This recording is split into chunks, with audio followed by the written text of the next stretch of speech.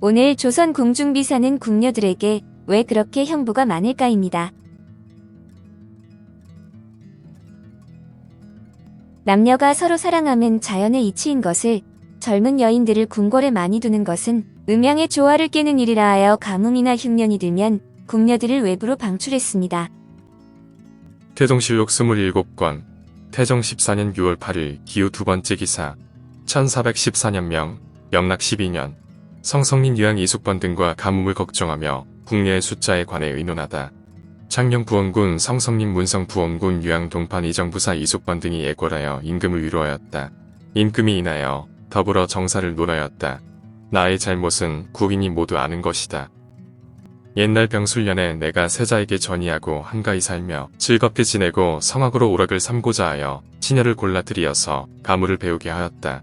이제 큰 가뭄을 당하여 오로지 이러한 사람들이 내 전에 살아서 원한이 있을까 두렵다. 내가 올긴을 밖으로 내보내어 마음대로 살게 하고자 하는데 어떠하겠는가? 성성린이 대답하였다. 나를 가뭄이 비록 이런 따위의 연고가 아니라 전하가 가뭄을 걱정하는 성의가 지극합니다. 그들을 놓아 보내는 것은 참으로 아름다운 뜻입니다. 유양이 말하였다. 한제가 어찌 이런 일 때문이겠습니까? 신의 생각으로는 불량한 무리들을 애치지 않고 변정도감을 세워서 농사딸에 사람을 모이게 한 소치인가 생각합니다. 불량한 자는 이양호 부자입니다. 이숙번이 말하였다. 신이 들으니 중국의 천자는 궁녀가 3,000명이요 공무는 시첩이 적어도 30명을 내려가지 않는다고 합니다. 전하의 존귀함으로써 궁첩이 수십 명에 지나지 않으니 어찌 이것을 많다고 하여 내보낼 수 있겠습니까? 비록 밖으로 내보낸다고 하더라도 다시 가시를 가질 계책이 없으니 그 원한은 더욱 깊어질 것입니다. 대연 등의 대답도 또한 이와 같았으나 임금이 내 뜻은 이미 결정되었다 하고 드디어 궁중의 시녀 10여 명을 내보내고 또 무수리 여자들의 남편이 있고 없음을 물어서 10일씩 바꾸어 입번하게 하였다. 중국의 명나라 왕조는 궁녀의 숫자가 9,000명을 헤아렸다고 하는데 궁녀가 많아지자 세금이 무거워 백성들의 밀란을 자초한 측면이 있습니다. 명나라의 뒤를 이은 청나라도 궁녀의 숫자를 엄격히 제한하였는데 조선의 궁녀는 무수리를 포함해 조선 초기에는 대략 200에서 300명 수준이었으며 후기로 오면서 500에서 600명으로 늘었습니다. 세종 1년인 1419년 5월 26일 가뭄이 너무 심하자 궁녀들의 고향집을 왕래하는 것을 허락했는데 세종은 세자 시절부터 가뭄에 대한 해결책으로 궁녀들의 숫자를 조절하는데 자주 신경을 썼습니다. 또한 세종 26년 7월 10일에는 경복궁의 강령전 동쪽 건물 영생전에 벼락이 떨어져 궁녀가 죽자 궁녀 45명을 출궁 조치했습니다. 한편 궁녀들이 대궐에서 외로움을 달래다 목숨을 끊는 사례도 종종 발생했는데 우물에 투신한 경우도 생기자 왕은 그녀들의 원한이 재해나 근심을 만들지 모른다 판단해 궁녀들을 방출하기로 했습니다. 그러나 이렇게 궁궐에서 방출하는 궁녀들이 늘자 사대부 사내들은 궁녀들을 첩으로 삼거나 하룻밤 놀이객감으로 간통을 저질러 간통사건이 줄지어 일어나기도 했습니다.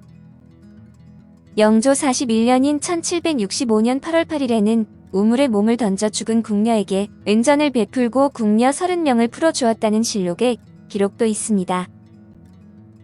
당시 궁인으로서 조급하고 사나운 자가 하나 있었는데 우물에 몸을 던져 죽으니 왕이 그를 심히 측은히 여겨 휼절을 베풀도록 명하고 궁녀 30명을 풀어주고 하교하기를 당태종은 궁녀를 풀어준 것이 3,000명인데 나는 30명뿐이 안 된다.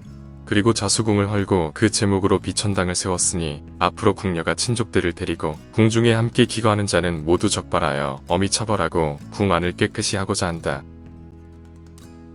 자수궁에는 무슨 형부들이 그렇게 많은가?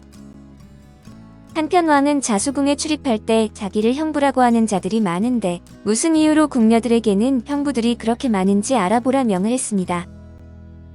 자수궁은 광해군 때 만들어졌다고 하는데 풍수지리설을 믿었던 임금은 인왕산 밑에 왕기가 서려 있다는 말을 믿고 지금 서울 종로구 옥인동 부근에 자수궁을 세운 것입니다.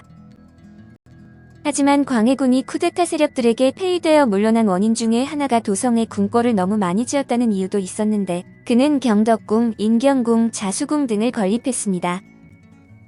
그런데 후일 인조가 되는 능양군이 자수궁 근방에서 살았으니까 풍수지리설은 맞은 셈인데 인조는 즉위하자 곧바로 임경궁을 헐어버렸습니다. 경덕궁은 경희궁으로 바꾸고 자수궁은 역대 왕의 후궁들이 기거하던 곳으로 활용했는데 영조 때는 자수궁에 외간 남자들의 출입이 잦아 늙은 궁녀들과 간통을 한다는 소문들이 끊이지 않았습니다. 그곳을 출입하는 자들은 자기들이 모두 궁녀의 형부라고 말하고 드나들었는데 나이든 궁녀들을 간통하고 있다는 것이었습니다. 아무리 왕이라도 내명부의 일이고 선왕의 후궁들이 기거하는 곳을 함부로 할 수 없어 영조는 속으로 전전긍긍했습니다. 그러나 영조는 자신을 낳아준 어머니가 무술이 출신이었다는 이유 때문인지 어느 왕보다 궁녀들의 삶에 관심이 많았고 궁녀들의 고단한 삶을 자주 위로했습니다. 왕은 자수궁에서 좋지 않은 소문들이 자주 흘러나오자 결단을 내렸는데 왕은 나이든 후궁들 가운데 자손이 없고 혼자 사는 여인들은 동대문 근처 정업원을 넓혀 그곳에서 살게 했습니다. 그리고 영조 임금은 자수궁이 오랫동안 궁녀들의 한이 서려 있다고 생각해 헐어버렸고 경희궁을 수리하여 후궁들을 그곳에 함께 거주하게 했습니다. 외로운 그들을 위해 정원을 아름답게 꾸미고 편안한 휴식처를 만드는데 공을 들였으나 건물을 아름답게 새롭게 꾸민다고 궁녀들의 평생 고독함을 달랠 수는 없었습니다. 이후에도 궁녀들이 외인들과 접촉하면서 좋지 않은 소문이 돌았는데 특히 새로 만든 정업원에 비구니들과 중들이 출입하면서 음란한 이야기들이 도성에 가득했습니다. 그래서 정업원에 좋지 않은 소문들의 진상을 요구하는 대관들의 탄핵 상소가 줄을 이었지만 왕은 이를 무시했습니다. 궁녀들이 연애를 벌이는 일을 금하다. 정조 3년인 1778년 6월 13일 왕은 오랜 구습으로 내려져 오던 궁녀들의 놀이 문화에 대해 언급했는데 이 무렵 정조의 첫 번째 후궁 원빈홍 씨가 궁에 들어왔습니다. 그녀는 홍구경의 누이 동생으로 오라비의 권력을 등에 업어서 모든 궁녀들이 그녀의 입궁을 기념으로 대궐방 나들이를 했는데 왕은 궁녀들의 바깥 나들이에 불쾌한 생각을 표현했습니다. 정치는 궁궐에서 시작된다. 내가 대신들에게 음주가무를 좀 삼가라는 명을 내렸지만 일부에서는 백성들이 모여 술 마시고 잔치하는 것은 태평성대를 보여주는 것인데 굳이 그걸 못하게 할 일이 있냐고 물었는데 사회적 분위기가 좀 근엄해졌으면 하는 바람에서 그렇게 한 것이다. 그런데 오늘은 궁녀들이 기녀들을 끼고 풍악을 벌이는 일을 지적하고자 한다.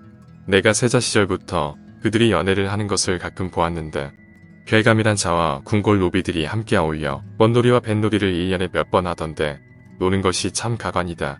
궁녀와 별감들이 이렇게 몰려다니니 좋지 않은 일들이 벌어지는 것이다.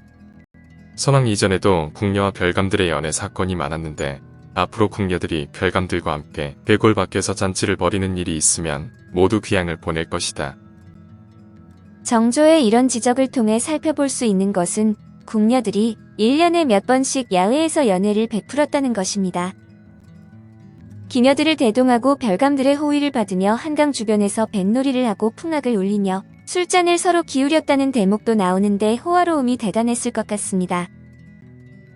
대궐에 많은 궁녀들이 커다란 가발을 머리에 이고 얼굴엔 짙은 화장과 향수를 바르고 남색 치마에 옥색 저고리를 입고 무리를 지어 남대문 밖을 지나 걸어가는 모습을 상상해보면 장관일 것입니다.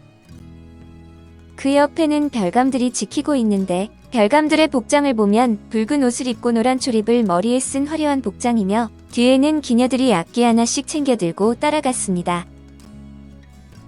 오늘 조선 궁중비 사는 궁녀들에게 왜 그렇게 형부가 많을까였습니다. 감사합니다.